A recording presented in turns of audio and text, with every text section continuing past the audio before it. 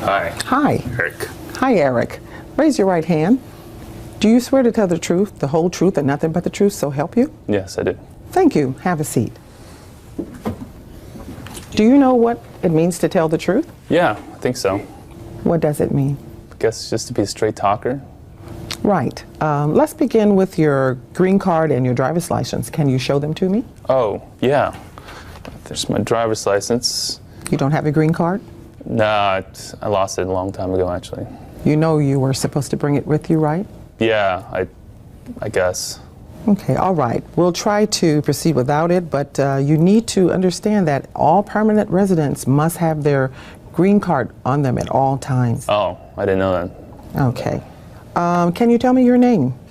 Eric Ting? Is the spelling on your driver's license correct? Yeah. Do you have any other names? No.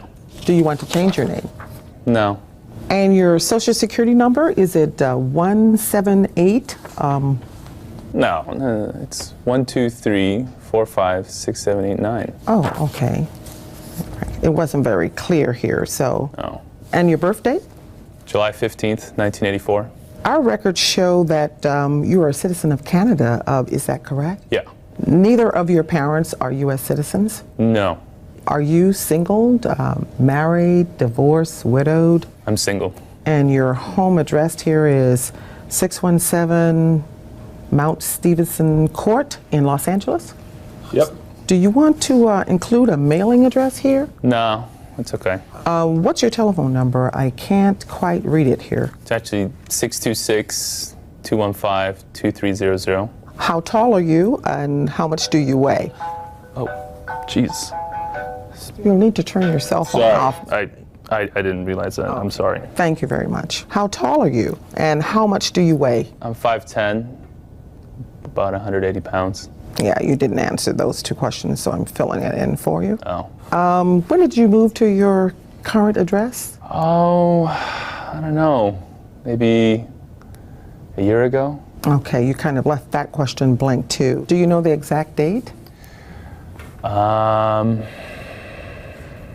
Around, I guess, May 15th. What about before then? You left this section blank also. You know, I can't remember.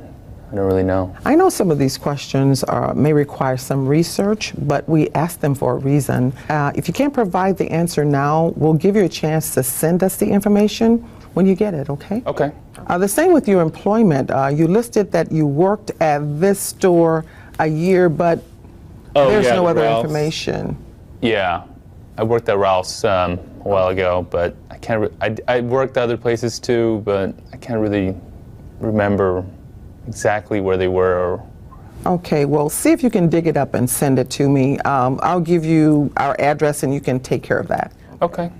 And remember to list any period that you were not working, such as when you were in school. Okay. To continue, you've taken 2 overseas trips in the past 5 years, correct? Yeah. Have you made any other trips since you became a permanent resident? Well, I thought that question was only for the past 5 years. No, unfortunately. A lot of people miss that. These 2 questions refer to the past 5 years, but this one, see, ask about all your trips since you've become a permanent resident. Oh, okay. Did you bring your passport with you as we instructed? No, I forgot about that. Okay, we'll move on then. You said you were single? Yes. Have you ever been married before? No. Do you have any children? No. Now let me ask you, have you ever claimed to be a citizen? No. Have you ever registered to vote? No. Have you ever voted in any election? No. Since you became a permanent resident, have you ever failed to file a required tax return? No, I always file my taxes. Do you owe any taxes that are overdue? No. Do you have any title of nobility to any foreign country? No, I don't think so, no. Have you ever been declared legally incompetent or confined to a mental institution? No. Have you ever been a member or associated with any organization, association, fund, foundation, party, club, society, or similar group in the U.S. or in any other place? No. Have you ever been a member of or in any way associated with the Communist Party? No. Any totalitarian party? No. Any terrorist organizations? No. Have you ever advocated the overthrow of any government by force or violence? No. Have you ever persecuted anyone because of their race, religion, national origin, membership in any particular social group, or political opinion? No. Between 1933 and 1945, were you involved with the Nazi government of Germany or any government associated with Nazi Germany? No. Since you became a permanent resident, have you ever called yourself a non-resident for tax purposes? No. Have you ever failed to file a tax return because you considered yourself a non-resident? No. Have you ever committed a crime for which you were not arrested? No. Have you ever been arrested, cited, or detained by any law enforcement officer for any reason? No. Are you sure? Yeah. We have a record from the Department of Justice showing that you were arrested and convicted of a misdemeanor. Oh, that was so long ago. It doesn't really matter how long ago it was, regardless to when it occurred or how minor it seems. An arrest or conviction may affect your eligibility for citizenship. Okay, well, then I guess yes. Can you tell me what happened? I guess I was arrested a long time ago for stealing cassette tape from a store. Okay, any other crimes or offenses we should know about? No. What about traffic violations? You need to know about that too? Yes, we do. Well, I guess I've had some speeding tickets and some other stuff. I'm guessing that you didn't bring any documentation for your arrest or citations as we requested? No.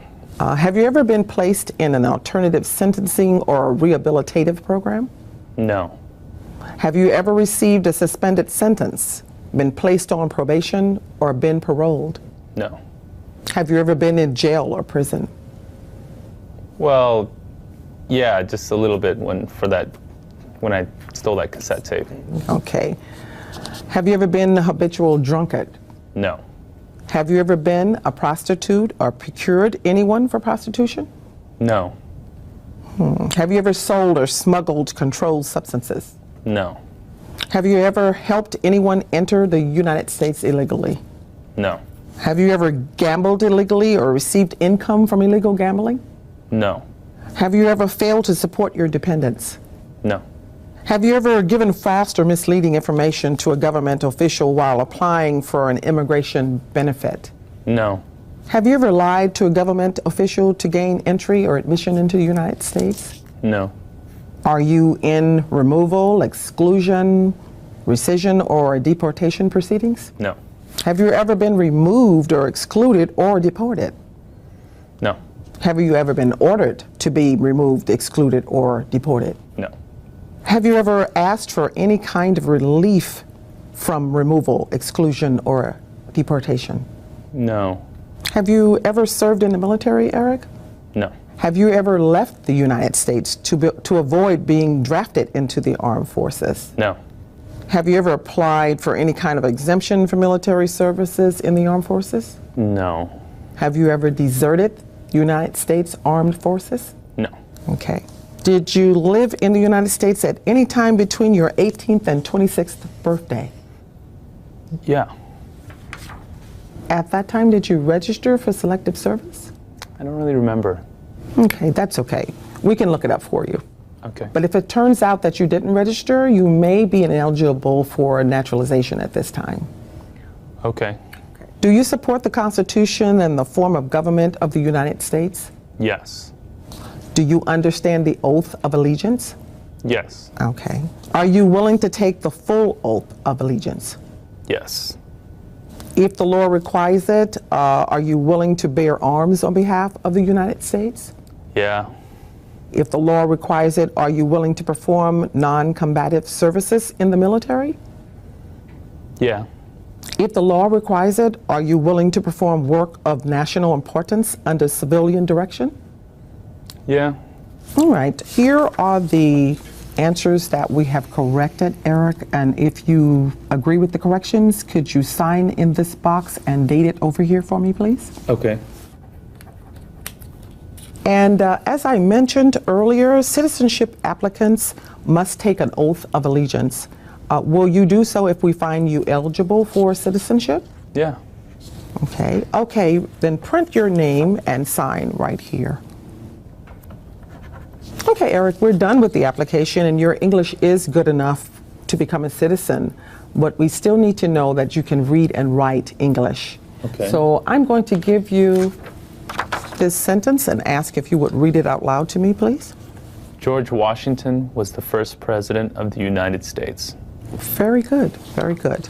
Now, I need to know that you can write English, so I'm going to give you this blank sheet of paper, and I will read this sentence and ask you to write it. Okay.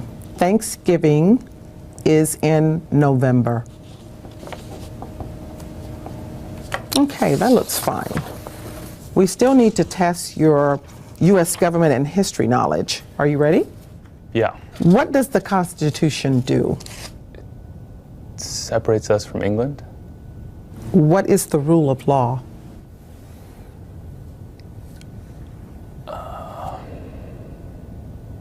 It's the law that we have to listen to. We elect a U.S. representative for how many years? 4. Who is the commander-in-chief of the military?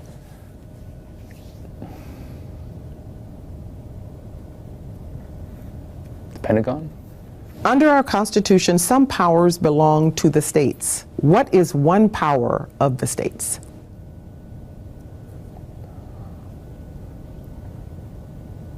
Like parks. What? Like, maintaining the parks, the state parks. Oh, okay.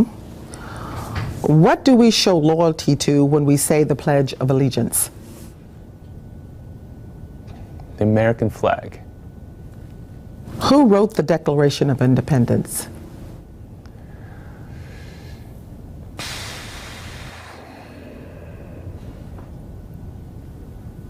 George Washington. Name one war fought by the United States in the 1800s. Civil War. Before he was president, Eisenhower was a general. What war was he in? I think it's World War II. All right, and finally, name one state that borders Canada. Washington. Good. That answer finally came in handy for you. But unfortunately, you didn't get 6 out of 10 correct, so you didn't pass the civic exam. Did you study? No, not really. Well, I think you can pass this exam if you study, Eric. It's really not that difficult if you spend some time with it. Here's a list of the questions that you were asked. Okay. And you can take those home with you and study them, so the next time you come, you'll be able to pass the exam. Okay. Okay, Eric, we need to get a little bit more paperwork out of the way, and a second interview would be automatically scheduled for you. So you'll be able to go home in just a few minutes and start studying for that exam. Okay.